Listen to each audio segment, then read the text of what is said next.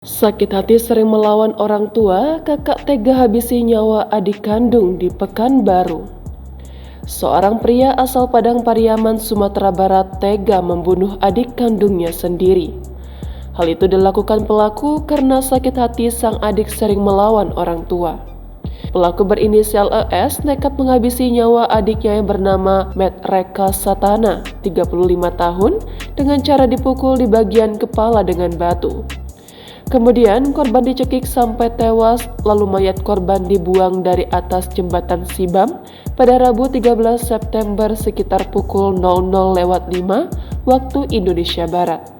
Kasus pembunuhan ini terungkap setelah mayat Matt Reka ditemukan di bawah jembatan di Jalan Garuda Sakti kilometer 4,5, Kelurahan Sungai Sibam, Kota Pekanbaru, Riau.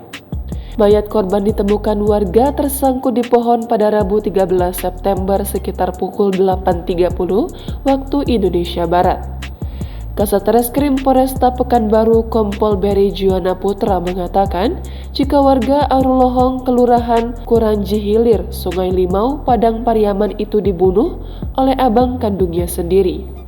Berdasarkan hasil penyelidikan, kita amankan pelaku atas nama ES di Jalan Kartini, Pekanbaru, kata Beri dilansir dari Tribun Pekanbaru pada Kamis 14 September kemarin.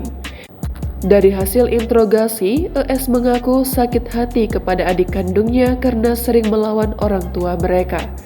Pelaku kini dijerat dengan pasal 338 KUHP dengan ancaman pidana mati atau seumur hidup. Pelaku kita jerat pasal 338 KUHP, ancaman pidana mati atau pidana penjara seumur hidup atau selama waktu tertentu, paling lama 20 tahun, tegas Beri.